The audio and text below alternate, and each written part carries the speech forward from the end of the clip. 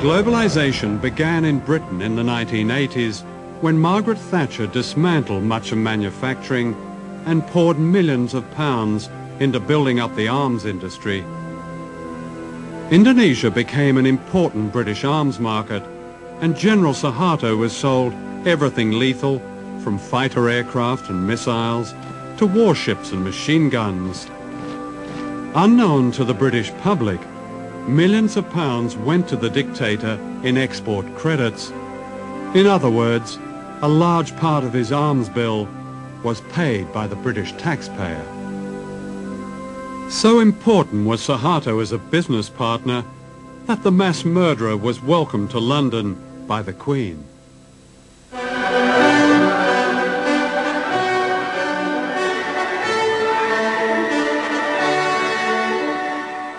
Who are the new rulers of the world? Their empire today is greater than the British Empire ever was. This is the center of this new empire, all within a square mile in Washington. Down the road from the White House and the US Treasury is the World Bank and the International Monetary Fund.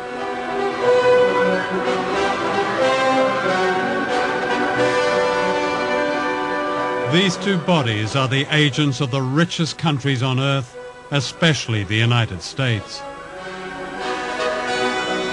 The World Bank and the IMF were set up near the end of World War II to rebuild the economies of Europe. Later they began offering loans to poor countries, but only if they privatized their economies and allowed Western corporations free access to their raw materials and markets. Debt has really been used as an instrument in order for the IMF and the World Bank to get their policies implemented in many developing countries. And we're into a situation now where the poorest countries are in a cycle, a vicious cycle of poverty. They can't get out. And the kind of debt cancellation that's been given still will not allow them to get out of this poverty trap. It's not a question of debt forgiveness, because actually many of the debts were incurred under pressure from the international institutions or were given in collusion with governments which weren't acting in the interests of their people. Let me ask you, do you know the difference between Tanzania and Goldman Sachs? Tanzania is a country that has a gross national product of $2.2 billion and shares it between 25 million people. Goldman Sachs is an investment firm which has annual profits of $2.2 billion and shares them among 161 partners. That's the world we're living in now.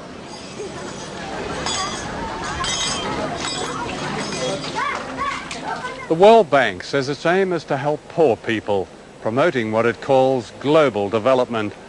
It's an ingenious system, a kind of socialism for the rich and capitalism for the poor. The rich get richer on running up debt, cheap labor, and paying as little tax as possible, while the poor get poorer as their jobs and public services are cut back in order to pay just the interest on debt owed by their governments to the World Bank.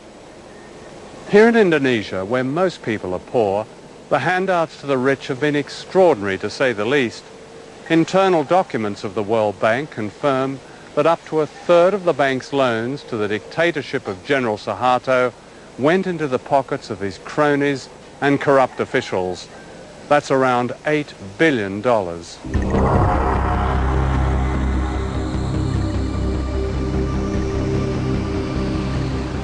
Globalization means that capital, big money, can be moved anywhere at any time without warning. In 1998, short-term capital was suddenly pulled out of Asia, crippling the miracle economy overnight. When the Indonesian rupiah collapsed from being roughly 2,500 rupiah to the dollar to being what it is now, 10,000 rupiah to the dollar, the costs to Nike for each Indonesian laborer was cut to 25% of what it had been. And Nike got a great discount on Indonesian labor as a result, and did not unilaterally raise Indonesian wages to the same standard they had been prior to the devaluation of the rupiah. With the economy collapsed and Indonesia on the verge of revolution, Suharto was forced to step down, having already stolen an estimated $15 billion. During his reign of more than 30 years, Suharto had handed out public utilities to his family and cronies. They owned most of the national power grid. Nothing was overlooked, from TV stations to a monopoly on taxis. Driving from Jakarta Airport, you even paid a toll to Suharto's daughter. These unfinished buildings are monuments to corruption on a scale unheard of in modern Asia, to what the World Bank called the miracle economy. The bank presents itself as an economic development agency focused on the reduction of poverty. But in fact, the bank operated during the entire Cold War as an institution that distributed resources to mostly authoritarian regimes in the Third World that supported the West in the Cold War. So you had the irony of the West claiming that what they were defending in the Cold War was democracy and a certain vision of freedom, but doing so by upholding dictatorships like Indonesia around the world. What they did was they had plenty of projects, some of which surely were valuable, many of which were not.